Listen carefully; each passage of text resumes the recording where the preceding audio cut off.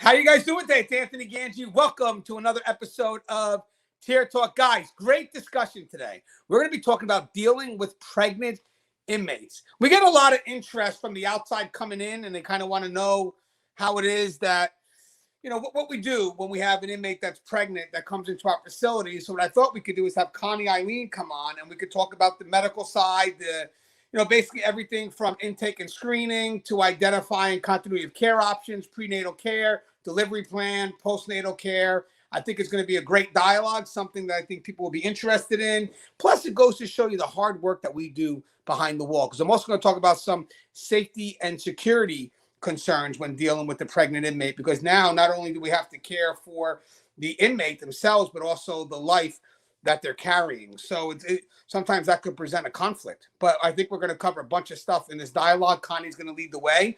Guys, real quick, a couple of things. Where am I? Inmate Manipulation Decoded. It's out in the market, guys. Link is in the description. It's a good book. If you get a chance, check it out on Amazon. Before I bring Connie on, I just want to mention one of my sponsors. Today's video is brought to you by Guardian RFID. From inmate tracking to cell checks to cloud-based business and artificial intelligence, Guardian RFID digitally transforms jails, prisons, and juvenile detention facilities of every size. Visit GuardianRFID.com for more information. Let me also mention another sponsor instead of going to the commercial so we can go right into the show. My other sponsor is American Military University. So again, guys, if you're looking to grab your degree and we want to bring experience back into the classroom, American Military University is a great place to go. They have been supporting Tier Talk and our message since day one. So please, guys, if you get a chance, it's an online school. Check it out. They'll help you get that degree. And more importantly, they will help put you in front of those young kids who need to know the truth about what we do. So again, let's bring experience back to the classroom. American Military University, in my mind, is the way. Now, the author. Now, it was hard. This was a tough one. I mean, I really had to talk to her people who connected me with her people who introduced me to a guy named Tom, I think was his name. I don't know. Finds out that Tom's irrelevant because I actually had Connie's number the whole time. I'm going off on a tangent, guys. Anyway, so let me bring on Connie Alleyne. Connie, we're in your wheelhouse today, finally. Woo! Yeah, we're in my house today, right? We're going to talk about all of the goodness of caring for a pregnant inmate. So Connie Alleyne, I am the founder and president of the Civilian Corrections Academy. I'm also the podcast host of The Fly Behind the Wall and the author of The Cage Was Her Cocoon. For me, I served as a health services manager on Rikers Island for almost 10 years, and then a prison health services administrator for the Department of Corrections in a women's prison. And so this particular conversation is just very near and dear to me. As a matter of fact, is one of the ways that I was almost going to be manipulated, but we'll go there probably later on in the show. I'm excited, right, about talking about this just because I think, there are some misconceptions behind care behind the wall. And I look forward to clearing that up. Yeah, by the way, guys, no commercial. We'll just go right into the to the dialogue. Again, I think it's a great topic, guys. Me and Connie have been given the chance or opportunity. We've done it a few times going on a show named Duty Ron. He talks about true crime. Great show, great opportunity. He has a very good community, and we've been blessed to have some of that community cross into our side. Now, by the way, guys, they're outsiders looking in, but they do have respect for what we do. And I think this is a question that they'll find interesting because I'm trying to go by some of the questions they were asking yesterday. And I think this is also a question that's relevant to what we do. So I think this is great to kind of understand the process, but to kind of show people some of the concerns that we face that may not be so evident. And it's great when the outside gets to see that, because I think once they get a better understanding of why we do what we do, then like, oh, thanks for telling us that, because we always thought you guys were this way for this reason. And it's great to be able to provide some clarity to that. So Connie broke down the show the way I mentioned it, guys. As I said, dealing with pregnant inmates, intake and screening of pregnant inmates, identifying continuity of care options, prenatal care plan, delivery plan, and postnatal care plan. Now, guys, Connie does have a great story. We've covered it on my show before, so I would like to revisit that story at the end. So if you guys stay to the very end, you will see a story where Connie almost got manipulated by a a recent mother, because she does deliver the baby at one point, and it's a great story. But with that said, let's talk about what's expected from the agency. So whether it's a jail or a prison, when it's been discovered that we have a pregnant inmate. So let's talk about right off the bat the intake and the screening process. How do we find out, Connie, that an inmate may be pregnant right from the intake? Yeah, right from the intake, inmate comes in, inmate is given a pregnancy test. And in addition to, we do testing for substances in the urine. So it's all inclusive. We want to know upfront if they're pregnant or not. We also want to know, if we find that they're pregnant, is this a pregnancy that they intend on keeping, right? Because one of the things that people don't realize is that they still have a right to decide whether or not they are going to continue on in their pregnancy, depending on the stage or age of the pregnancy itself. Once we get through the screening part, I mean, we go through not just pregnancy, but substance use abuse, mental health history, you name it. We're trying to figure out if in fact this woman is pregnant. Have there been any maternal traumas? Have there been any, any incidents or events that we need to be considering as we take on the care of this mother and her child or children, because we have had mothers give birth to multiples behind the wall. Yeah, and Connie, I have a feeling that a lot of people don't understand the devotion that we have from the people that are put into those positions to make sure that we do have an inmate who's going to be successfully able to carry this baby throughout their duration, and then go ahead and make sure not just that the baby comes out safely and the mother's taken care of and the whole process, but also that we're involved with some of the things afterwards, which is the planning and stuff. So, obviously the intake screening is very important, but is there ever a chance where you could have inmates that are missed that are pregnant during the intake process? Is there any chance that the intake test, whatever, I guess the urinalysis, however you test for, you guys test through the blood? No, so we do the urinalysis, and then if there's a question, like if the inmate is like insistent that they're not pregnant or something like that, there's times that we have done blood tests just to confirm pregnancy. And, really, those are things that are pretty routine. There are also times where we may not have tested someone because when they came in, they were combative, or, they were maybe dealing with some withdrawal symptoms or something along those lines. So it may have taken us maybe 24 to 48 hours to actually get that urinalysis in. But, for the most part, the streamlined approach is everyone comes in, they get a medical assessment, and if there's findings, we address those findings immediately. Now, obviously, in some states, there could be different ways, but I believe the urine is because it's not invasive, right? So usually that's something that we could demand, right? I mean, we do have the right to request for that urine, because it's not even just for the pregnancy side of it all. It's part of monitoring to make sure if they're using anything. It's part of the safety security function. So I agree. I'm sure if the inmate was to request, let's say maybe the urine came up negative, but the inmate saying, but I really am pregnant, could they request for a more definitive test? Yes, they can. And if in some states where they don't have an on-site lab, they may even send them out to the outside hospital that they may be contracted with in order to get that definitive response either way. Right now, part of the intake process, I mean, do we understand, do we try to identify who the father may be? I mean, are we trying to understand a history of this individual right from the get-go?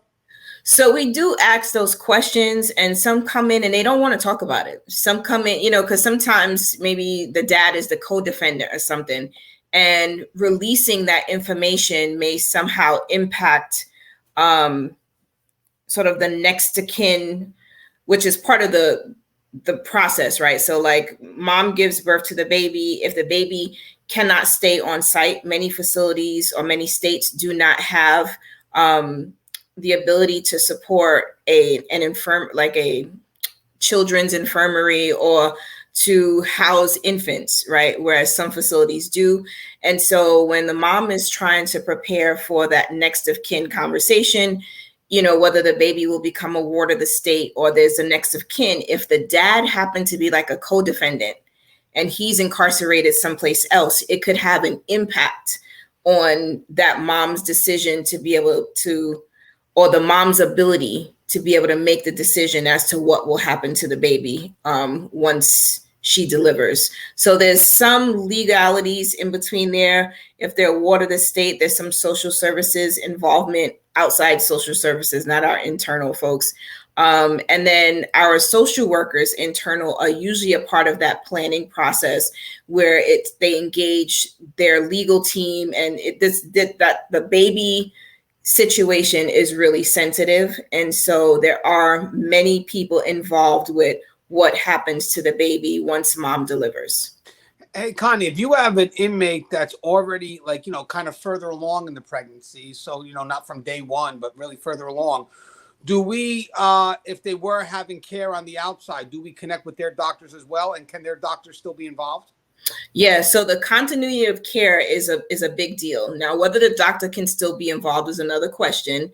If the pregnancy is a high-risk pregnancy and that doctor may be a specialist who's been caring for that inmate for the whole time of her pregnancy, then we may try to make arrangements to have continuity of care with that doctor. If it is, we identify it's a high-risk pregnancy and we're able to get those records from the doctor so that we are certain that we're not missing anything as far as her clinical picture is concerned. We do our best to make sure we get that information. So, for example, here in Connecticut, we were connected to Yale New Haven. We were connected to Lawrence Memorial. So Yale New Haven is where our special high-risk pregnancy patients went, because they had an entire team that would manage those high-risk pregnancies. Lawrence and Memorial were where we did, even though I think they had the capabilities, there were some special cases that required a higher level of care, which the specialists at Yale were able to handle. And then at Lawrence and Memorial, we had our patients go there for delivery. So, both places we established a relationship with to ensure that there was not only continuity of care, but if there were providers that needed to see those patients, that we could make arrangements to make that happen. And guys, as we move towards the end, before Connie tells her story, I'll just tell you some brief safety and security custody things that I don't think people realize our officers do. I'll touch on a little bit real quick. One is they're definitely very concerned about the pregnant woman and the life of that child. That does definitely take paramount. I also like to think sometimes that the other inmates also care too, as long as the pregnant woman is not, challenging or testing the waters. I've seen a lot of women in my time working at a female facility that they're kind of very respectful towards that, unless you get some pregnant women that, unfortunately, maybe they're challenged to begin with, and it's just they're pushing the people off. But I usually do see that to some extent, that there's some level that we do have a woman that's pregnant here, and I do believe there's some respect towards that. At least in my experience. I'm sure there could be others that have greater experiences, but I think that's more based on who that individual pregnant woman is that the inmates are reacting to.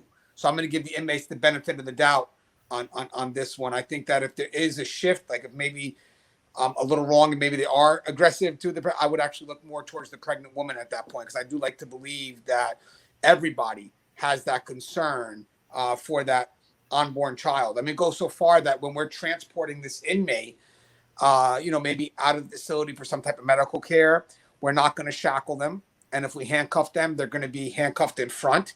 Again, you don't want them to fall. And if they do fall, you want them to be able to protect that stomach. So I believe it's no shackles for any pregnant woman. And again, the handcuffs are not in the back, because they fall directly on the stomach. The handcuffs, if need be, are in the front, and they're usually not as restrictive, not like a black box, but some cases it could be different. But the key is that they're handcuffed in the front so they can protect their stomach. And as we get towards delivery, I'll talk about who may be around to witness the birth of the baby, because I know sometimes they do ask for family, and that really depends on one, the hospital's procedures on visits. That's always one, but also the procedures of the facility. Are these approved visitors, and do we feel comfortable based on this lady's level of security? Can we allow visitors in? Because don't forget, these visitors now have to be filtered through custody. So custody is going to have to make sure that the environment's as safe as possible, not just for the inmate, but for themselves as well. When it comes to also the continuity of care option, are we? I would like to think some facilities, guys, and I don't know if a lot of people know this. I could at least talk on the prison level. We do like to offer, like, I want to say parenting programs, like programs that can help mothers prepare for that next step into motherhood. Again, I don't know if we could force them into it, but I know I would like to believe the option is there, and I believe a pregnant woman would probably be able to. If there's a waiting list, maybe we try to get her onto that program. But would you believe that some of the facilities do offer some type of parenting program for? Yeah, so that's generally part of the care plan, right? So we kind of fast forwarded a little bit, but like once we're able to establish this woman is pregnant, she's intending to keep this pregnancy, we've had the conversation about her rights as a woman and if she wants to terminate or not. And we've gotten to the point where she's gotten in to see the OBGYN, and we've already checked to make sure like she's physically safe. Right. If in fact we find some issue, if the woman needs progesterone, if the woman needs a cerclage, whatever it is she needs, that's part of the plan to make sure that she and baby are safe and that pregnancy is successful. Now, on the social side of things. Wait, Kai, before you go to the next part, yeah. You said I do want to get the social part, but you said we fast forwarded a little bit. So I want to make sure in my question, I didn't skip anything that you felt was relevant. So I get where you're going. Where's the part that we fast forward? So in part of the prenatal care plan, it's making sure so internal to us, we try to make sure nutrition is something that we take care of. That's part of that prenatal care plan, which I know we started talking about, transportation and other things. But I think, the nutritional side of things, many of these offenders, when they come to see us, it is usually their first point of contact with healthcare. And for pregnant women, a lot of times it is their first point of contact for prenatal care. And as sad as that is, when they're out in the community and they don't have health insurance and they're not so tuned in to what's going on with their bodies, many of them are neglecting the prenatal care aspect. And the poor nutrition is something that we try to address as quickly as we can. So whether it's the prenatal vitamins, it's getting them on an appropriate diet for them. If they were in fact on any psychotropic meds, we try to assure that those meds are not having any negative impact on the pregnancy. And then if in fact this is someone who came in who was on methadone or anything, we continue the care of providing that methadone.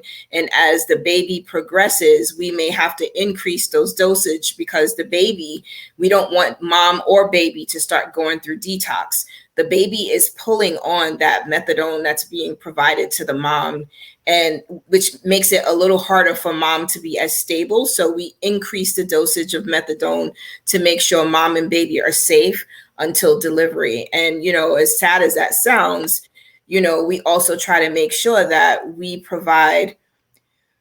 keep mom and baby stable post delivery, so that baby's not going through withdrawal and mom isn't either. So there's a whole process for either increasing or decreasing that methadone dosage in the midst of pregnancy. Now, is there, I understand that you have to make sure, obviously the baby is going to need that. You're saying that methadone once they're also been delivered, obviously, right, to survive. Mm-hmm. What about the mother? I mean, do you start taking the mother off it, or does she have to continue to remain on the methadone? So that's usually an assessment that would be made by the doctor. If the mother can tolerate being discontinued, then the doctor would make that assessment. But for many of those women who've kind of been on, those drugs for a long time, it's not as easy to discontinue those meds. I mean, yes, we start to titrate down and we try to make sure like we get them at a space where, we're not seeing any signs or symptoms of detox. But that's not always easy. Yeah, because I remember certain scenarios where you would see certain inmates, they were pregnant and they were the only inmates that were receiving methadone.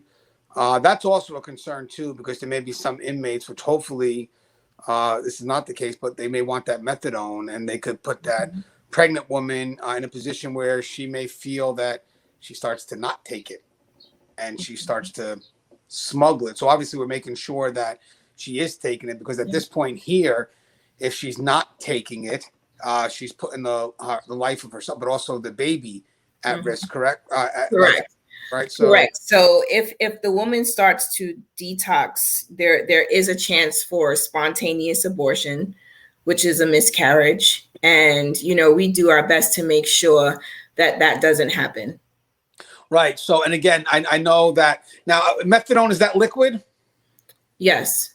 So that's obviously 100% harder to smuggle, but I'll give you guys a little something here. I have seen inmates take the liquid and just kind of maybe spit it onto their sleeve of their coat, or their, I don't know, somehow get it onto in their pocket or something. And what they do is they cut that piece of the sleeve off or whatever it is, and they go ahead and they give it to whoever it is that's asking for it. That's why if you're an officer and you ever see an inmate with like some little holes, on the sleeve of their, because they get it.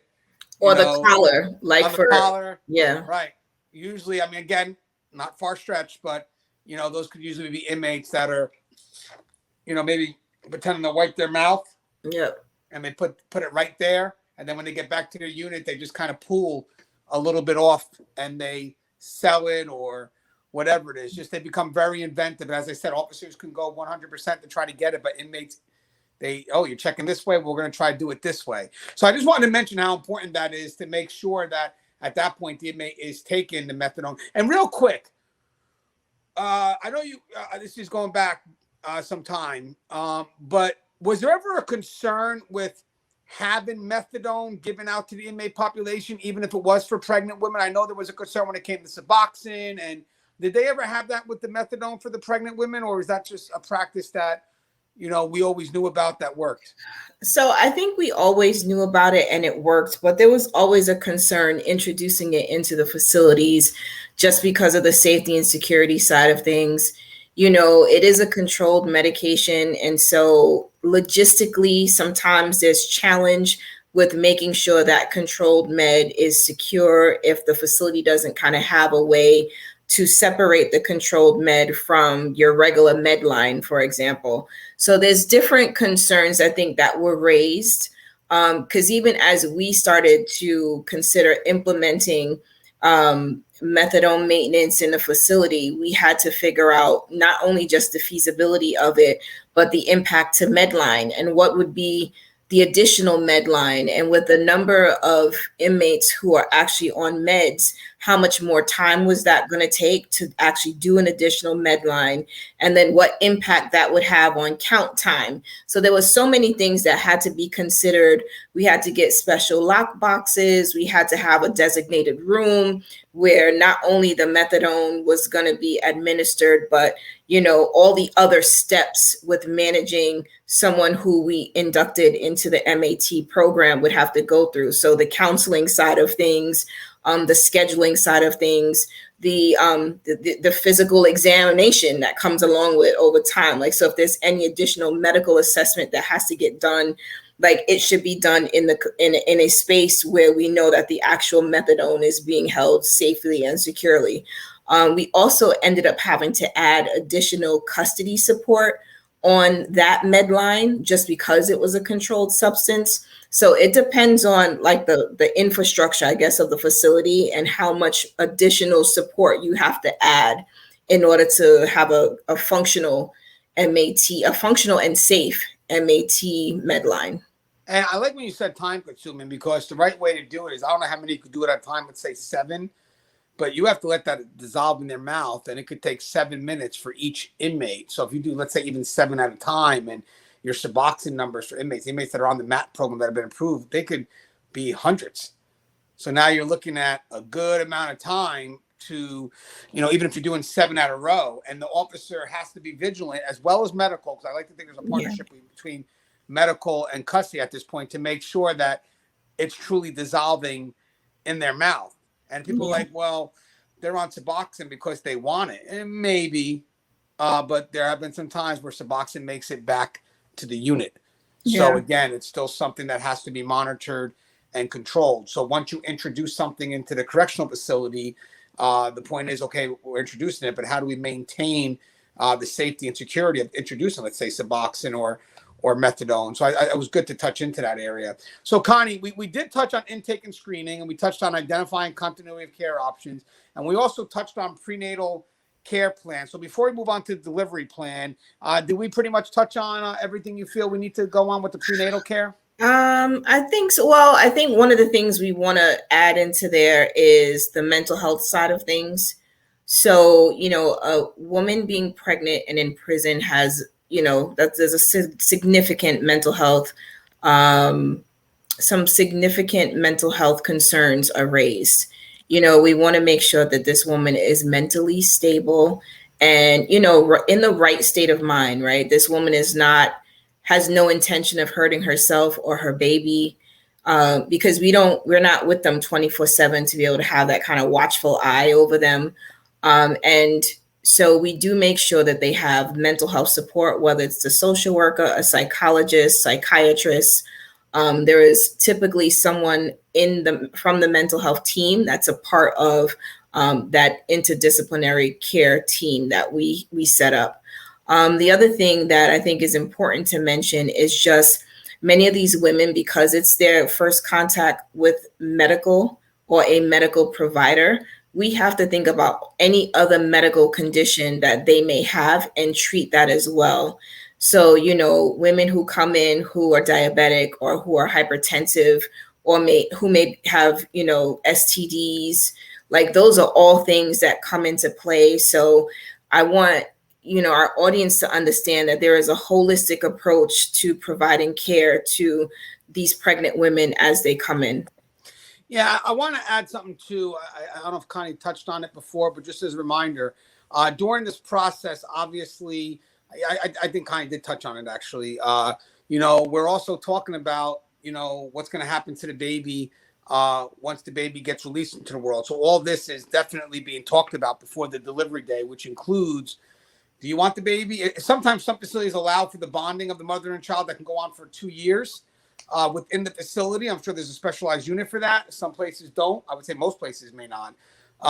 So the option would be, if the place allows that, do you want the baby? Are you capable of bonding with the baby? I'm sure that's where we'll have mental health. So we'll have a bunch of parties making that decision, custody as well, depending on the woman's history. Mm-hmm. I mean, okay, she's a mother now, but she's still a violent inmate, and I don't know if we can trust her at that point. But again, it's definitely not a decision made by one department. It's a decision that's going to be made by all qualified professionals, because the last thing we want to do is take away the mother from the baby if we're able to have that option of the bonding. That's why we have it, because we want to encourage it. So I can guarantee you that if we don't do it, I am sure there are circumstances that say that, the reason why we can't do it is because of the risk it could put to the baby or to the mother. I mean, again, because someone's pregnant doesn't mean they're ready to be that mother or they're capable of being that mother. Sure, they're capable of being pregnant, but again, it's our job to make that determination. Are you capable of being a mother, and can we trust you at that point? But again, that's if that facility allows that. I do know from my end what within my role, I guess, or some of the things I would find, I believe administration would also help facilitate is, okay, so it's not going with the mother. So let's talk about, family, the father, whoever it is that would have the most immediate connection to that child through blood, obviously. And then also with some dialogue, if the mother's able to say, yeah, I would prefer, of course, the mother has say if she's able to, especially if the facility doesn't allow it. the mother obviously going to have a right of saying, well, I want the baby to go here. And then obviously I know the facility is going to be involved in researching to make sure that this place that we're sending the baby to is it's capable of handling the baby. But if there are no options, and I promise you, if the mother wants it, we will exhaust every option to try to find some way to keep that baby connected with that mother through family, whatever it is. But if for some reason, after an exhausted effort, we ourselves cannot find the solution to that, now we get the child services involved. And that's where, at that point, it's more for, we get she wants the baby and we'll try our best. But right now we have to do what's best for the baby and then just see, what happens at that point. Because again, there's not going to be a lot of time to do this, especially when it's on delivery day and, now everything's in motion. Because I have seen some mothers who, they claim they don't want it the whole way through. And the moment that baby's born, their mindset shifts, but it's too late. There's no plans made, nothing's ready, nothing's prepared. And the child services are already there. So if you're pregnant, I don't know if you can watch this, but, if you're in prison, and you better make sure that the decisions you make along the way during this continuity of care, prenatal care is what you truly, truly want and can do. Because in the end, all that stuff comes into fruition when that baby is born. Connie, before I go into delivery plan, is there anything you want to add to that before we cross into that day? So the one thing I want to add in, and I want to make sure we're clear about that, is that the woman always has rights. Her rights are not stripped away from her unless there is some legal proceeding that takes away her rights as a woman, as a mother. She is always a part of the plan, whether it's the prenatal plan, the postnatal plan, it is the discharge plan. She is a part of the plan. And really a lot of that is from the mental health side, wanting to make sure that she stays connected to this baby and that she understands the decisions that she's making and how those decisions will impact her and her child. And although, yes, some plans have been put in place, there are times where we have had to reach back out to child services and say, hey, listen, the mom has changed her mind about something.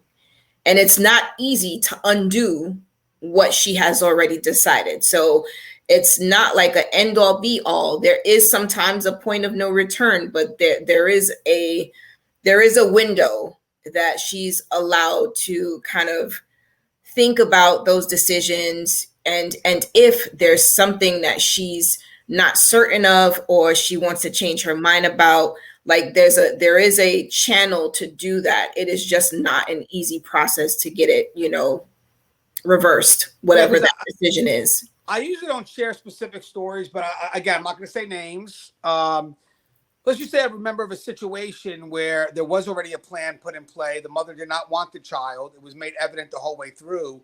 Once the child was born, the child services was already there and the mother went to pull back. But at that point, it's too late. There's nothing set up, whatever it is. And I don't know. I like what you said, though, just in case. I don't think it's an unforgiven process. I don't think that, okay, well, you're never going to get it back. I think at that point, let's just get the baby where it needs to be. And then whatever legal matters, whatever you got going on, settle it. But at that point, when child services come, their priority is that baby.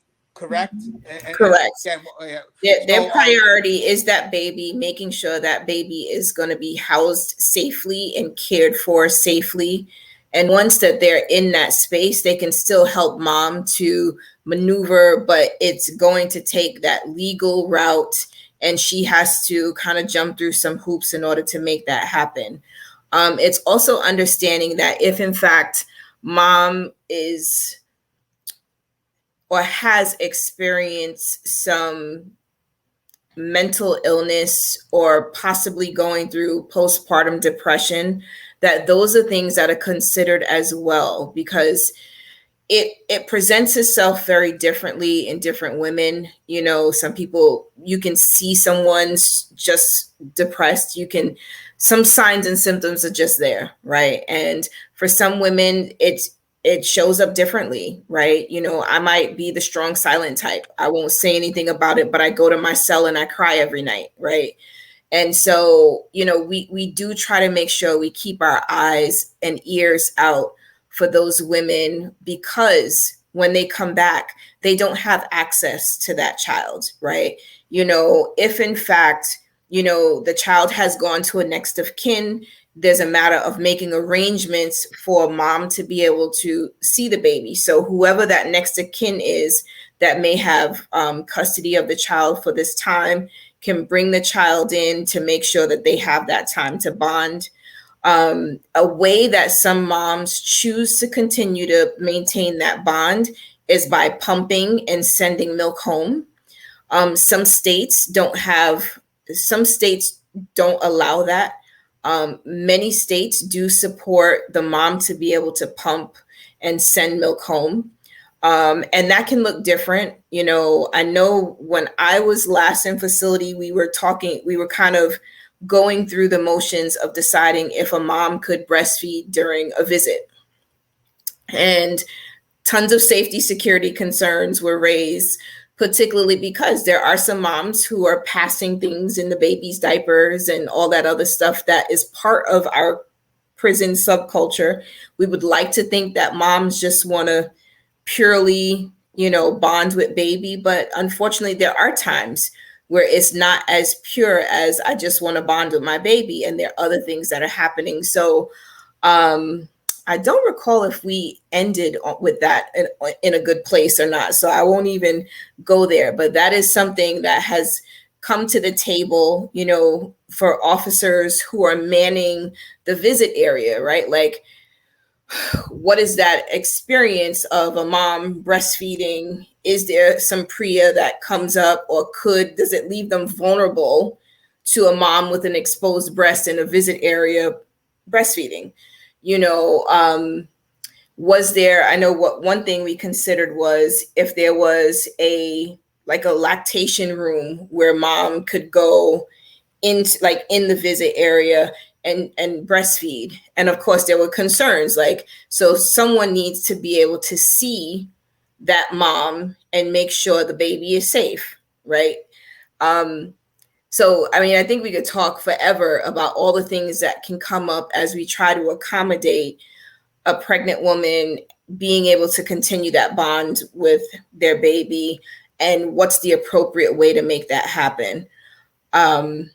Certainly the best way is mom is released and she can be home with her baby, but that's not always the case. We've had times where, a mom would go to court and there would be some leniency because she's far in the pregnancy or something like that. Or maybe there was some circumstance that the judge considered and allowed mom to go home, but that's not usually the case. Many babies' pregnancies are managed in prison. They're delivered while they're certainly not in the prison. If someone goes into labor, just to clarify, if someone is in a facility, they go into labor, we make sure we get them to a hospital because that is the appropriate place for them to be to deliver safely. I think, Anthony can talk about what that looks like from the safety security perspective of mom being transported to the hospital while in active labor, and then possibly who's in the room. So we know that when we've sent them out for specialty appointments, there's usually an officer in the room because hospitals have equipment and moving parts in an office space that inmates don't typically have access to. And so we would make sure that there was someone in the room from a safety and security perspective. I'm not sure from the delivery perspective who's in the room and what that looks like. So maybe Anthony, you could. I can comment on that. Well, first off, I want to make sure, out of respect to the woman giving birth, the officer that is in the room will probably be of the same gender. It's going to be a female, especially during the birth process. Again, it's pretty much in line with the PREA aspect. You're not going to have a male. It would have to be a real emergency. Again, we're talking about planned deliveries. So the person's in the location. Obviously, the emergent, unexpected parts of it all. Let's just get this baby out. All staff, we are first responders. Obviously, if there's a woman present, we prefer. But at this point, sometimes you don't have time to make that decision. I mean, just a little side note, saving an inmate's life. You know, sometimes when you have to push the CPR, you're ripping off a shirt. You know, so having said that, I'm not waiting for a female to rip off the female shirt. I'm getting right into it, you know, because my job right now is to save that inmate's life. And I think same thing if it's if it's not a planned birth and it's happening right now, you know, we'll get medical involved, whatever it is. But custody, they're first on the scene. And believe it or not, guys, they are trained professionals. And their job is to make sure that this woman, delivers a healthy baby until medical can get there. So again, you know, I just want people to know that we play a very important role in maybe being the first responder to that, to make sure the woman's set up right, or whatever we could do to make sure that we have a successful birth, to help the process.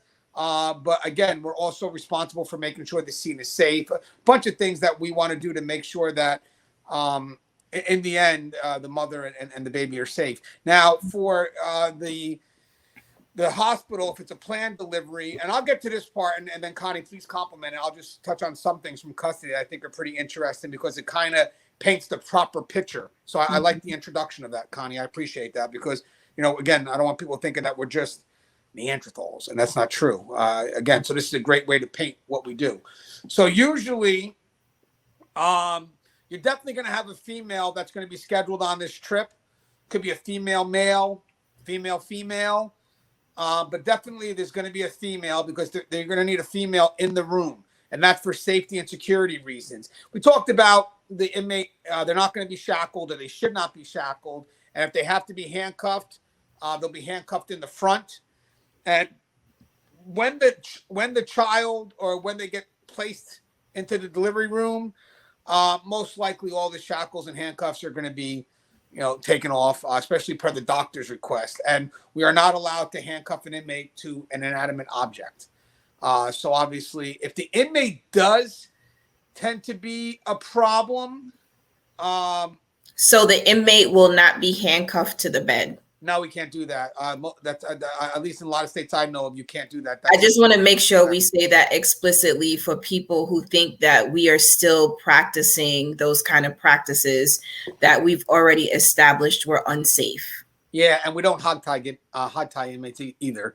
Again, I love that kind. Some of the myths and corrections. So definitely, if the inmate is still a concern.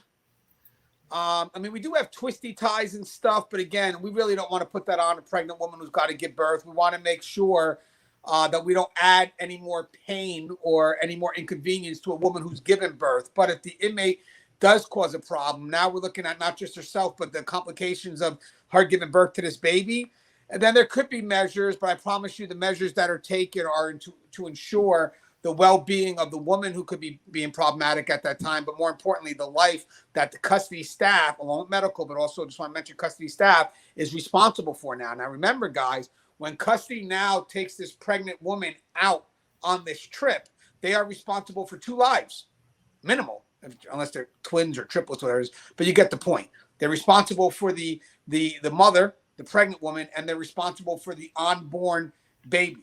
All right, so again, once we establish whatever procedures we are, most likely the hospital is going to be expecting us. I know that our medical department would be already having that connection right in. So we're going right in. You know what I mean? We're going right in. And believe it or not, from what I've seen, now custody could have some control of this. It depends on if there's any safety and security concerns. But we do try to put them in a room that does show some welcoming of life. You know, as long as there's not a direct threat to custody or safety and security. But by the way, guys, it's minimized by having custody present. It does require custody to kind of search the room, make sure there's no threats beforehand. But I've seen some rooms that are very nicely decorated. Maybe custody said, I love it. We just maybe can't have this, and this. But with that said, we do want to have a welcoming atmosphere, you know, as best we can, unless there's a reason not to, you know. So I just want to get that out there, you know. So a lot of people think, you know, they're giving birth in their cells. And no, we try to create some atmosphere, again, as long as it doesn't violate safety and security. I've seen some beautiful rooms that are made up. And the hospital staff that are at these facilities that we take the inmates to, they don't, oh, it's an inmate, they get the shit room. No, they're treated with the same respect as someone else from the streets coming, except for what we may decide may be a concern. Now, we as custody or we as safety and security are going to work in compliance with medicals, the hospitals visiting procedures. I will say this. I think this depends, and I'll have Connie touch on it when I'm done. I really do think it depends on the agency if they allow the father to be there, if they can, or the family member. I'm not aware of that. From my experience, it's just the one custody staff member and the medical personnel, correct? Because that's a lot of people, guys, that custody has to be responsible for. Because remember this, guys, they're responsible for the medical personnel as well. And what I mean by that is they have to make sure that we don't have, I'm not going to say dirty personnel, but maybe a mistake, a tool left out or something like that. So they have to be, of everybody in that room. So that's my experience, but can't talk for everyone. Maybe they do allow it. I just know from my experience, it's not allowed, but again, for safety and security reasons. And, as for visitors after the fact, it would probably have to be, I'm sure they're going to allow it once it's been established, maybe only the immediate family. Again, it depends on the procedures of the hospital, but they have to definitely be on that approved visitor list, 100%. And again, all things will be filtered through custody to make sure that, if the people are visiting, it's in a controlled manner, maybe only one at a time or two at a time. So it seems very tight knit. And yes, guys, here's another thing. Someone asked me a while back, is the family going to be notified? The inmate may be allowed to make phone calls. Is there a safety and security concern? Yes, but there are some rights when it comes to that inmate and the emergency contacts kind of knowing what's happening, especially now if the woman is pregnant and you do need the family involved because they may be picking up the baby. So obviously there are some inherent risks to the jobs, and hopefully, it's not a concern. But yes, there could be a chance that the facility will allow that inmate to make phone calls, let them know where we're at, give them updates, and then medical personnel, maybe their social service department, whatever it is, with our help, our departments will work on arranging for those visits and ultimately the transition or the transfer of the baby from the hospital to the receiving party. All right, Connie. So I know there's a lot to touch on here. So so I want to go back to where you started on the transportation part and not shackling and not handcuffing in the back, but front. I think I just want the audience to know, including our custody officers, that this isn't just, we change policy and we're creating an unsafe space. The reality for what goes on with the woman's body when she is not even delivering, when she's pregnant, right? So in preparation for a delivery of a baby, the body itself starts changing, not just the stomach getting bigger, but the legs, the hips, organ shifting, and all those things sort of upset the equilibrium in your body. You also have the pull on additional oxygen, and some women are just so winded. You have swollen ankles. So all of these physiological changes that are happening are things that we can't predict, that make a woman unsteady when she's walking, just walking, not navigating stairs, not trying to get in and out of a van or a bus, however they get transported. And so that is the reason, from a safety, patient safety, baby safety space, that we don't handcuff them, because we cannot, or we don't shackle them, and not doing behind the back versus in the front. Like, if someone falls, yes, you want them to be able to brace, but it's also just understanding that the body is going through all of these unpredictable changes, and you just don't know how that woman's body is going to handle the pregnancy, making it more difficult to ambulate no matter where she's at. And so that's something I wanted us to understand, that it wasn't just we were changing our transportation directive just for a pregnant person. It's not that. There is a medical, foundation to that decision, just so that we're all clear about that. You wanted to say something? Yeah. I like how you mentioned that, because that's actually a perspective that I usually don't get, again, from the custody side. And when I say I don't get it, I get it. It's not really told to me. But I do know that, obviously, from our perspective, the key here is that shackles can make them fall. Yeah. They can't walk right, so you're definitely not going to shackle them. And again, like I mentioned before, the handcuffs in the front or the twisty ties, maybe the twisty tie, whatever we can use to accommodate, is to give them some wiggle room so they don't fall directly onto their stomach. So it's a great balance here. And again, I am guaranteeing you, the reason why we've evolved into a policy like that is because of the great communication between safety and security and health and the medical department working together, saying, hey, you know what? I'm sure at one point it was like, we got to secure them, but you can't because of medical. Hey, wait a second. Why don't we work together? And now you get the solution. You see how that works? Both parties represent a side, I guess the political side. Here's my extreme. Here's your extreme. And then what do? Well, we're two smart people. Connie, what do you need? Gangi, what do you need? Oh, shit. This will work. You need a bleep button. Oh, sorry. Bleep. Oh, it's too late now. I already said the word. No, bleep me. You know when I'm going to say a bad word. Connie, come on. You know when I'm going to say a shit, fuck, fart. Beep, you're late, Connie. Beep. Yeah. Hey, by the way, ain't that crazy that I used all three of those terms? Shit, fucking fart. And we're talking about delivering a baby. I think you see all three, and one is the reason why it happened. Yeah. Look just talking to, hey, let's have some fun. You know, this is 51 minutes of serious dialogue. So my God.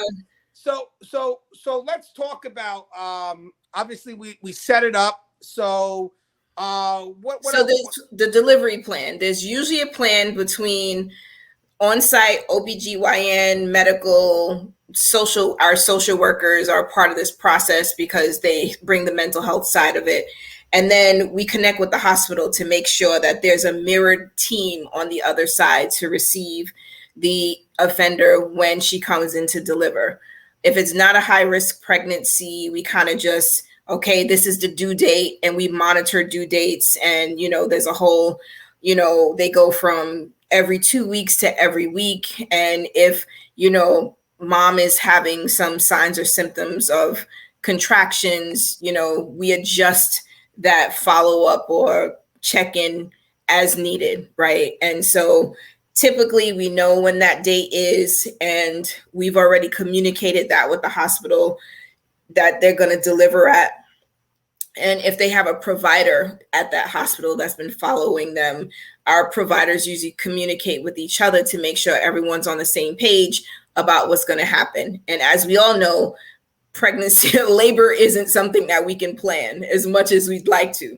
So we have on paper his delivery date. Whatever happens, we make sure at least 2 to 3 weeks in advance, there's already something in place that the hospital is aware of and that we've communicated to custody as well, right? Because we've also got to be prepared or allow them to prepare for, if we've got 5 women pregnant, this is 5 times that we may need a female officer to be in a room, right? And I know one of the things I remember experiencing was a male officer was kind of the driver, and the female officer was the one who was going to be going in with the offender.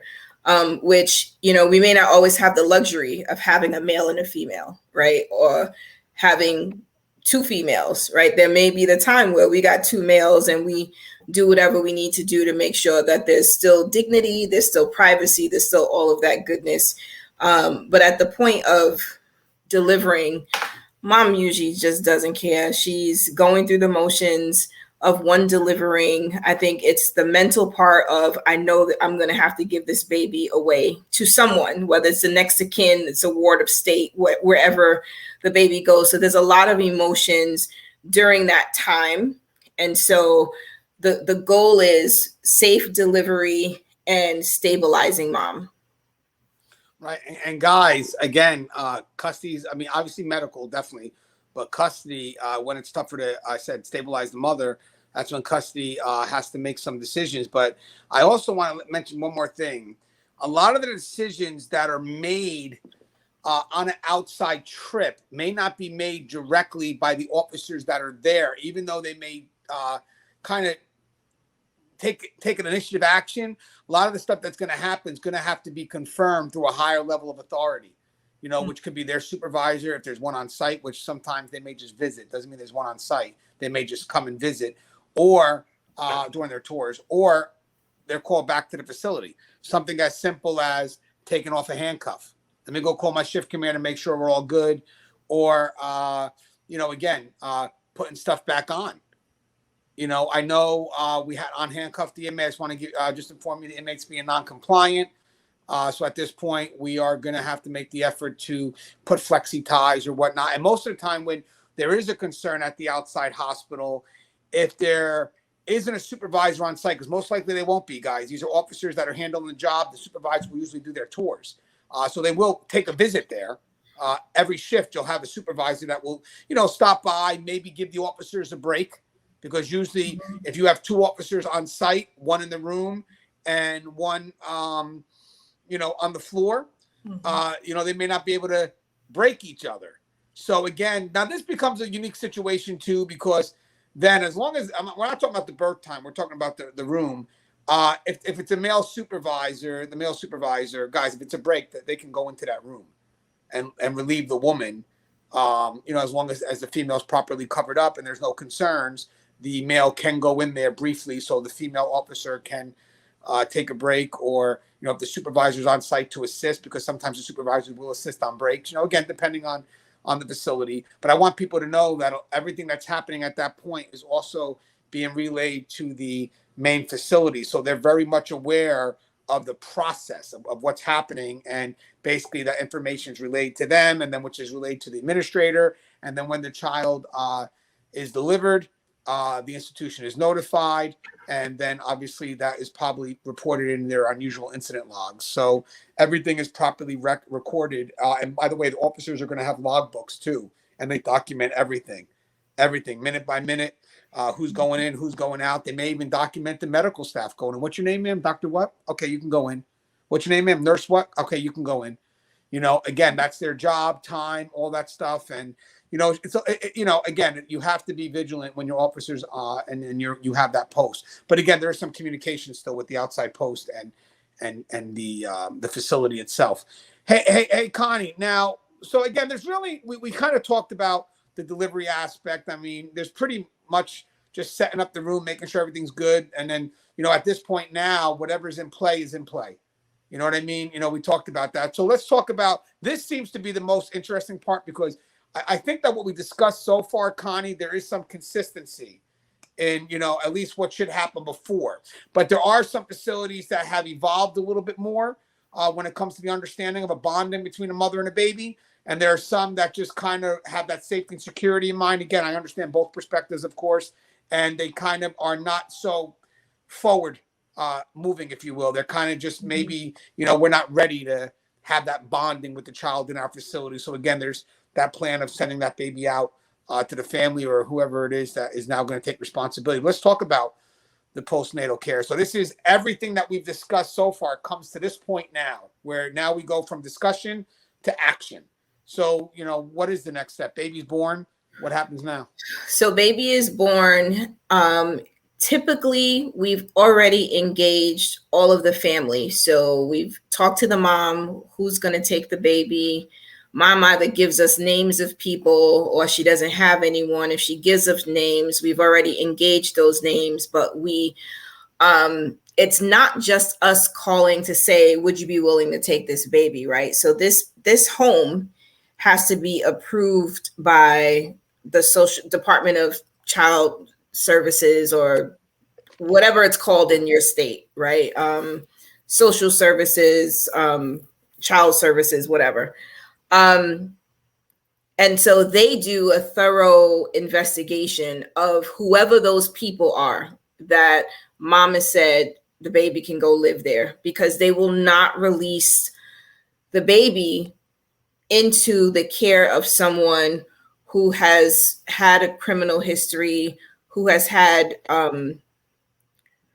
negative interactions with child protective services, like they have a history of it. They will rarely release a baby to someone who has trouble taking care of themselves already. And, unfortunately, if they've exhausted all of the people that mom has said, baby can go here, here, and here, if the dad is, free, like not incarcerated, the dad also has some say in that. And if dad says, I will take custody of my child, then there's also a process to ensure that dad is stable, the housing environment would be stable, and all of that. And worst comes to worst, the baby can become a ward of the state. And they will find the best possible alternative that they can for that baby. Part of that plan, though. Hey, Connie, I want to ask. Yep. I want to ask you a question on that real quick. Yep. And guys, I know the dialogue's long, but when we do stuff, we exhaust all effort. I want to ask from your perspective, when it gets to that point where you can't find anything, but you're trying because the mother does want the child and we're exhausting all resources, then eventually it's like we don't have nothing at this point. Delivery's ready here. We have to, move forward, and the child does become a ward of the state. I know we have program providers that are really, they want this to succeed. And then when they find out this is the only outcome we get, doesn't that affect them? I want people to know that we're human and we try our best. And I think that's a good way into that. And that's why I said worst comes to worst, because all parties involved want to make sure that, one, mom doesn't lose her rights, she doesn't lose custody, and that when she is back out in the community as a free citizen, there is a way to reinstate her and reunify her with her child. As providers who are doing the legwork to try to support whatever mom's wishes are and jump through all of the bureaucratic hoops of child services and all of that. And I'm not saying that in a negative way. It's just to say that all of this, there's this red tape with everything. And the fact that this is a life, it makes it even harder. And then on top of that, we have to go back and look at the inmate who is helpless in this situation, right? They're not out. They can't really do much to, yes, they can voice their opinions and advocate, but at the end of the day, they are incarcerated, and their ability to kind of do some of this legwork to make sure their baby is safe is hampered. And so the only thing that they get is the feedback from those who they're trusting is trying to do best by their kid. And so when you've exhausted all measures and you end up having to go back and have that conversation with mom that, grandma says she can't afford to take on another child. She already have 4 grandkids at home. Or says the dad's mom is like, I don't even know if that's my son's child. Like, that mom doesn't know what these outside people are actually saying to the folks who are sort of advocating on her behalf. And when we go back to have these conversations, they are gut-wrenching conversations. This is someone who's already been on an emotional roller coaster, who their hormones are all over the place because not only have they just given birth, but now they're lactating, right? Which is a whole other topic. It is very difficult to ensure that that inmate is stable and able to receive the reality of what's happening with her new baby. And the reason why I wanted to bring it up, first of all, I want to do 2 things here. One is I want to show the dedication of staff. That's paramount for me from my perspective. But in all fairness, we have people that may watch from the other perspective. And I want them to see that, I know this person may have made some bad choices, and we all could quickly say, and again, we're not talking about, like a child killer, just, maybe someone that's been addicted to drugs that made some bad choices, right? So I want to just mention, for those that may not feel nothing towards that mother and feel, okay, that's the consequences of their choices.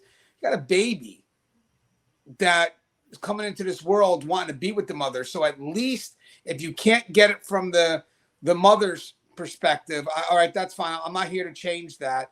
But you still have a baby that, again, maybe that baby could be the turning point for that mother, but having said that, it's still not the the baby's fault. And I think the dedicated staff and personnel, because I've seen custody too get moved by a unsuccessful outcome in regards to the baby just being taken away and the mother, wanting the baby. And I've seen custody, as strong as they are, we're human and we get affected by the moment. I mean, we're not looking at what this person did or anything like that. At that point, it's not in our mind. At that point, we're just so connected to the moment, that's at hand. And what moves us is the emotions in the moment that we see.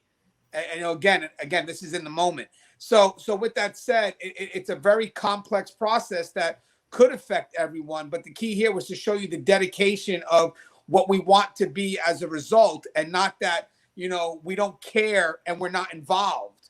We're very much involved and we are affected by the outcome, because on the other side, when it is successful, we see that too.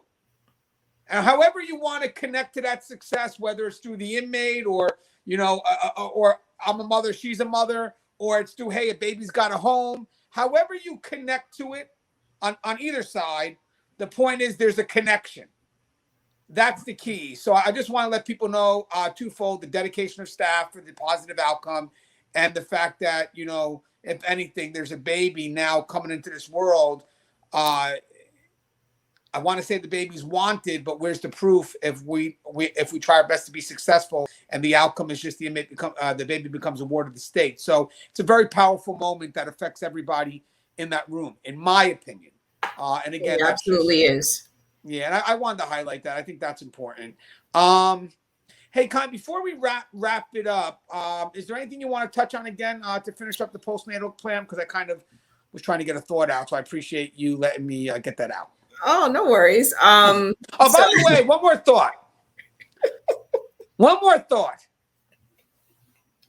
I got to get this out, guys. And guys, we're like an hour and 6 in. Again, there is some good dialogue here, I promise. But someone called me hot yesterday. That's all I got. I just want people to know that. I was on a chat. Me and Connie were on Duty Ron yesterday. And there was a text from a woman. I am sure you're probably watching this right now. I'm assuming you subscribe because I'm so damn hot. And I want you to know, I think today, because that actually made me feel good yesterday. And by the way, yeah, because I'm hot. So when you're hot, you're only single for so long. But because you made my day, I am going to dedicate the show. You may never even watch it, because I don't even know if you came to, I don't even know if you subscribe to the show. So maybe I'm so hot that you don't want to subscribe because I'm married and there's that temptation. I don't know. I could only assume at this point. But because you made my day, no, it's only fair. Let me dedicate this show. Oh my God. To Christy Rowe. Christy Rowe. I wake up and the first thing I think about is, am I sexy? It's the first thing that comes through my mind every day. Oh God. And my wife doesn't remind me of that, by the way. I mean, she's still sleeping. And but can I tell you something? I woke up yesterday not thinking I was sexy, but when I went to bed, I was hot as hell. So thank you. All right, Connie, finish your postnatal care plan. Oh God. So I would like you guys to know that I saw that comment in the chat and I was like, I have got to take a picture. No, wait, that's not what, no, hold on. That's not what you said. Wait a second, guys. Hold on. We're way off topic now. So if you want to sign off, but I got to get this off. This was Connie's remark. Okay, the show was already done. And she looks at her thing and I'm like, she goes, you wouldn't fucking believe this. I'm like, what is it, Connie? She goes, you wouldn't believe what I'm reading here. What is it? Someone thinks you're hot. I was like, well, Connie, now you guys know that I said no such thing. Connie, that's rather insulting.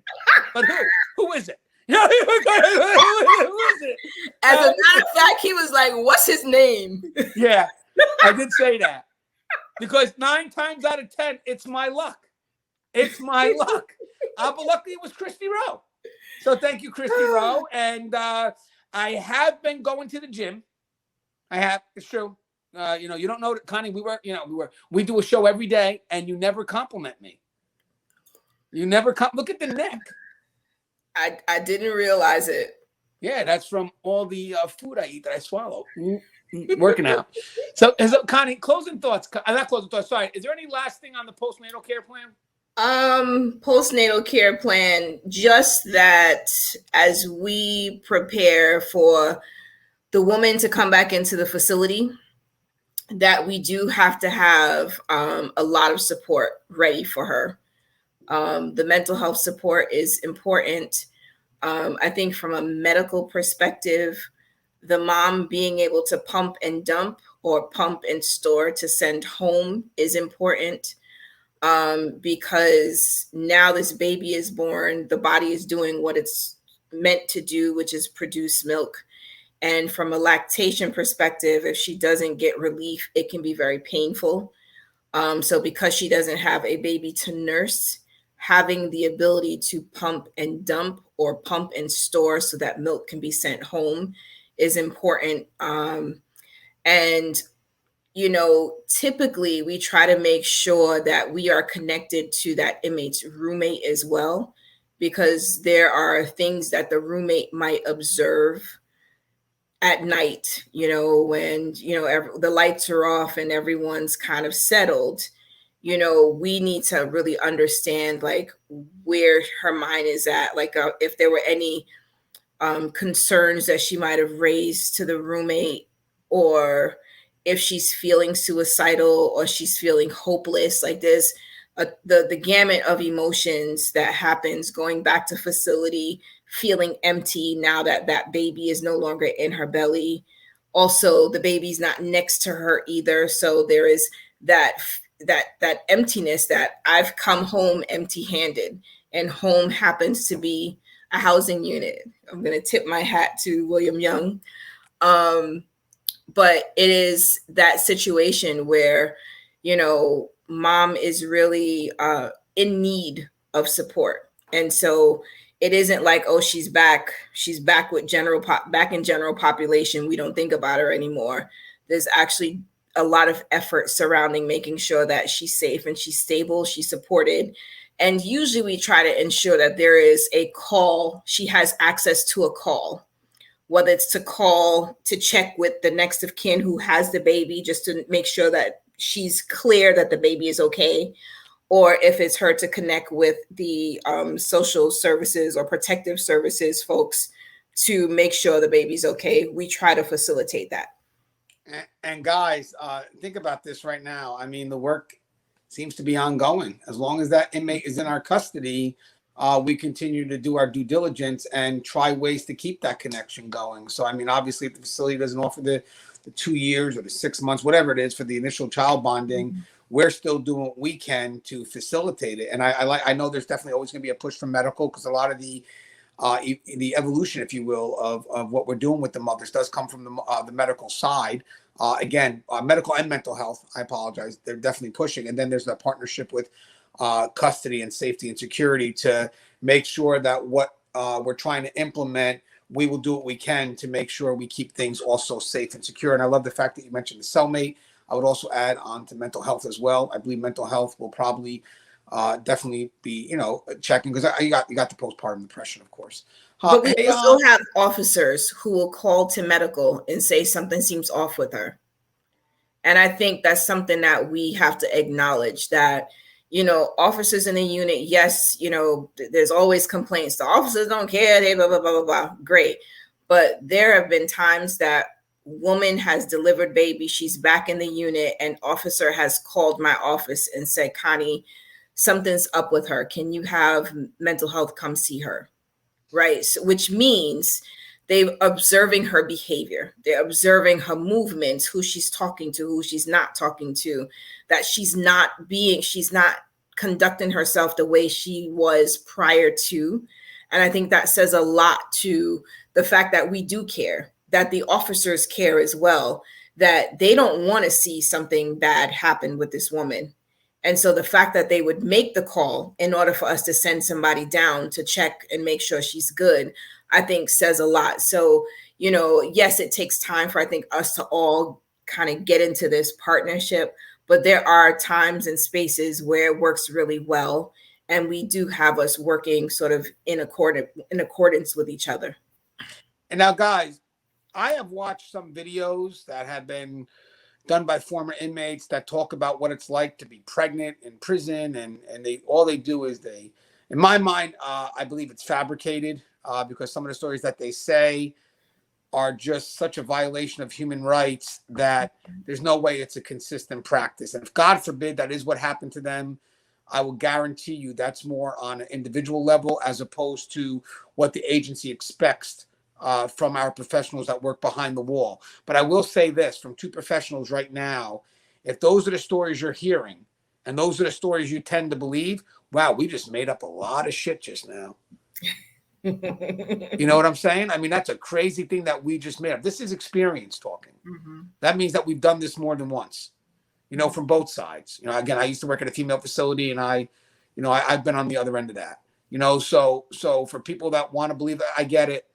But maybe you should watch this and really think like, man, that's a lot going on for them just to make up without even having the discussion beforehand. That's not how I roll. I call Connie 5 minutes before the show. Connie, we're talking about pregnancy. What are we talking about? We're recording. Welcome to Tear Talk, guys. Let's get going. That's what we do. We have no idea where the dialogue is going. We do not prepare. We let our experience guide the way. And that's why there's no time limit. We just exhaust it until we feel we've said enough. Because most people, they need the information now, and they don't have time to revisit in 6 or 7 parts.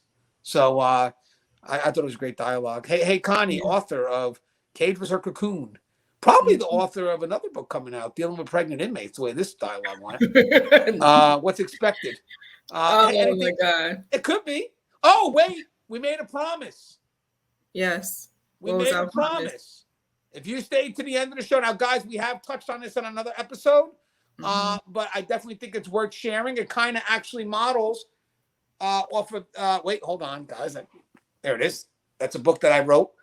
And so, again, book is available on Amazon. A little shameless plug here. But Connie, for those that stayed, let's talk about this story where, again, in our effort to care, we always have to be careful because of, and here comes your story. You see what I did there? I introduced it. I see that there. All right, solo layout. All right. So working in a female prison, we deal with all kind of stuff. And in this instance, there was a situation where I had a female offender who was, told that her baby had this blood disorder and she was going to deliver this baby, and there were going to be all these challenges, medical challenges the baby was going to face. And so we had a couple of interdisciplinary team meetings to figure out what's the best way to support her. Are there any other options outside of what the hospital was telling her? We involved her in some of these discussions just to make sure she was aware that this team was actually concerned for her and the baby. Fast forward, she has the baby. Baby comes out, and it is tough, right? Because the doctors are doing all that they can do to make sure baby is stable, and the baby simply wouldn't stabilize. So baby's in NICU, and ultimately she's told that at some point, like, the baby wasn't breathing independently. This wasn't going to get better. She was going to have to make a decision either way what she was going to do with the baby. And that decision was the baby could be maintained on these machines, but it wasn't, they weren't hopeful that he was going to get better, or she could make the decision to kind of stop his suffering and take him off. And so there was some conversations held with myself, the assistant chief of psychiatry, our nursing supervisor, really trying to understand how we could provide support. And so what we came up with was our social worker who was supporting her internal to the facility would go to the hospital, be there with her as she made this decision. And all of that. So long story short, she ends up making the decision after a couple of days to take the baby off of the respirator. And, that was a really tough decision. I mean, it was tough for all of us involved, even in the conversation, right? She goes, she gets the support she needs. The hospital is there. They have a team ready to support her as well. But of course, she's got to come back to the facility. And so we wanted to make sure she wasn't left alone on the ride and all this other goodness, right? So fast forward a little bit, I start receiving letters like, inmates can write us notes if they want services, they want access to care, if they're complaining about something. Sometimes it'll get escalated to the administrator. And essentially my secretary would take those letters out. She'd log them that we received them. And because we were an accredited facility, we had up to 72 hours to respond. So I'd gotten multiple letters. One had kind of started out, she needed something. There was an issue with the roommate. She was feeling sad. But just every letter, there was always something. Once she found out, like the original letter, she didn't ask for anything. It was just like a thank you. It's my understanding you were part of the team that was approving for me to be able to have support services, blah, blah, blah. Thank you so much. I really appreciate it, whatever. And I was like, oh, that's nice. And like, I didn't think nothing of it at the time. And so it then escalated to, she was, having an issue with the roommate. And particularly because she was so sad, she was always crying. The roommate was fed up and it was creating a rift in the cell. And I was like, well, there's not really much we could do about that. But, let me talk with custody to see if there's anything that we can do, right? Maybe get a different roommate or whatever.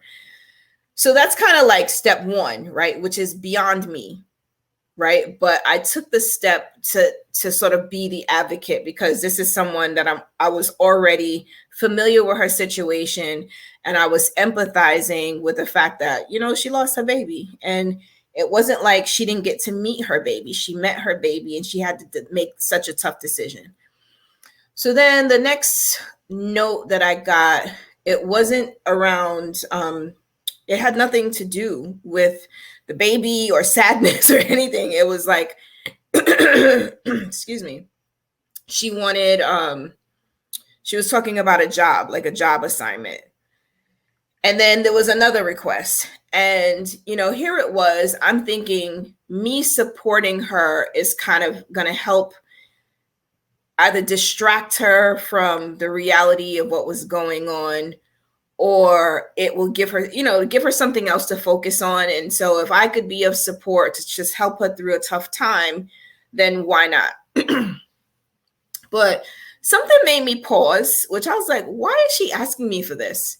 Like, she could ask someone else. Like, custody is who she should be asking for this thing. And so I remember calling on my clinic captain and saying, hey, she's asking for this thing, would you be able to like help me like get this for her? And in the moment, like it was kind of like my own aha moment where like I realized that, why are you doing this? Like, this has nothing to do with sadness or grief. This has nothing to do with her mental health. This is like a whole other ball of wax. And I think it was the moment that I reached out to my captain, who was going to help me, right? Like, we had a great working relationship. So he was really like, oh, what you need, Connie? Right? And he was all for it. And in that moment, I was like, she's asking you for things that are no longer within your scope. Why are you doing it? And as he asked me what I need, I'm thinking about when Anthony and I talked about this before, and he kind of said, do you think that because you were pulling someone else in, that was that moment of realization that you were going down the rabbit hole? And I think, so she wasn't asking me for like contraband or nothing outlandish, but it was about a job, right? And so I feel like as the requests start to evolve, there is a way she's leveraging whatever type of relationship she thinks we have, because I supported her through that thing. And, I think it was in that moment that I was like, yeah, no, I was like, I don't need you to do it. I don't need you to help her get nothing. Whatever the process is, she needs to go through the process, right? But it's one of those things that, you know, you really have to be able to check yourself and say, like, what's happening here? Like, would I do this for every other inmate who asked me? No, I wouldn't do it. I would be like, oh no, you gotta go talk to Captain so and so, talk to the officer in the housing unit, go sign up on the sign up sheet. Like, there's so many directions to go. So the mere fact that, you know, this pregnancy situation that didn't end well was already pulling on my heartstrings. I wanted to be helpful, but I did have to reel myself in and realize that her requests were now escalating, and they were not at all related to the original situation that kind of got me feeling empathetic, right? And so I think I also had to acknowledge that difference between empathy and sympathy, right? It's okay to empathize, but the sympathy is where you know that the lines get blurred, and understanding that there's nothing wrong with wanting to be of support when the population are going through trying times. But there is a line. And as professionals, we have to know where that line ends and where another boundary begins. Yeah, I think that's the story I'm hoping that we could share in the book. Well, we got time for that, but I would like to share that book because I think that book hits on a lot of what basically is kind of who we are or who we need to be on the outside world sometimes can make us vulnerable on the inside world. And I think that's a great story of, you know, that balance of, you know, when, you know, out in the real world, we're told to be all these good things in life, which is very rewarding and great. But then there's a story that you have that on the inside world, how those good things can be manipulated. So there's, when you come into this world, we're not telling you not to have these good qualities, but there's a balance to it all. And I really enjoyed that story. It kind of falls in line perfectly with the process, because again, it's automatic in some cases. And this is that effort. But what's great about the story is the fact that the moment there was a request asked of you that went out of your, you know, your control, it was like, well, why do I feel awkward about asking that? So that's your own insight that brought you out of it. And again, I have stories on that as well. But if you're not looking inwards, you're going to get caught up. So always look inwards when something feels funny. Hey, Connie, did you ever get a closing thought yet or no? I don't think so. Yeah, I got a closing thought. My closing thought is I just want people to know that we actually care about the work that we do. You know, as correctional professionals who work with this population, yes, we see the good, the bad, the ugly, right? And, you know, there are times where we are simply just as human as anybody else. And regardless of the manipulation, the charges, the risk, all the stuff that kind of keeps us on our toes, at the end of the day, we are human. And when a woman comes in and she's pregnant, we automatically think of the safety of that woman and that unborn child. And once that child is delivered, we do consider, what is that woman's life going to be as she's still incarcerated and her child is outside in someone else's custody. It is not a good experience, I think, for any mother to have. And yes, we get it. There are some women who could care less what's happening with their children. We're talking about the ones who actually want to be present and to be a parent. And yes, they've made mistakes. They ended up there. There are consequences for them being there. But your human right as a parent is not terminated because you are incarcerated. So as professionals, we do our best to support them. And I think that's something I just want everyone to understand. Yeah, and I think the way we delivered this message today is to kind of let people know that staff cares. You know, no matter what the department, custody, the service providers, that we're all involved in this process. It's a lot more complex than people think, and it's a lot more involved than those other channels may let you believe. So as much as this served as just a dialogue to get out there, I think I'm going to also say it's a dialogue as a reaction to the other channels that promote another perspective that, again, I can't deny it, you know, but it's definitely not how the system operates or where we expect our people to be. And we have to stop generalizing and assuming that one bad apple now it represents all apples. That's not the case, guys. We have to start holding people accountable, and then also realizing that it's, you know how many positive interactions that go unnoticed. I mean, we're quick to say the negative, but think about how many facilities we have, how many interactions we have a day, all across the country. And think about, man, if we're only, you only hear the negative, which in comparison is not a lot compared to all the good that you're not hearing about. Because every time, we deal with, it's an interaction. So you're talking about all the staff in the country, all the inmates that are in the prisons and jails. It's a lot of interactions, but we don't see the positive. And we definitely probably don't see this, what we discussed about today, all the involvement. I would love if I could go back in time and video that moment when custody and medical and the mother were all affected over the same thing. And that right there would show you a picture that I would swear could be on the cover of Time magazine. It just, that's what we need to have out there. And that is what I've seen my whole career. And that's what we express today. Man, sometimes you wish, because if I only knew that, I probably would have lost my job for taking the picture. I get it. Absolutely. Yeah, I get it. I tell you something, though. I know this may sound crazy, and I didn't do it, obviously. But that may have been worth it. Because look at the image that would have painted. It's a shared emotion that people don't see. But to me, that's reality. And if that's the image that we have to get out there, okay, just pay me big for Time magazine then, because I'm going to need it. You know what I mean? But you get the perspective. Some things are just worth fighting for. And eventually, I'm sure I'd get my job back. Yeah. Especially if I'm a good writer, by the way. So I'll create a nice little story connect to that. And then when I'm done, I'll be like, Connie, need your help. You know what I mean? What do you want me to do? You have a lawyer? Yeah. We just got, was it Joe Murray, right? Oh, duh. See that? From Duty Ron, Joe Murray. He's a criminal defense attorney. Joe, if you're watching this, well, it's too late now. Moment happened. As always, guys, the show is Teared Up. If you haven't, please subscribe, interact, engage, comment, hit that bell. Bell's going to notify you every time I post a video. Stay safe.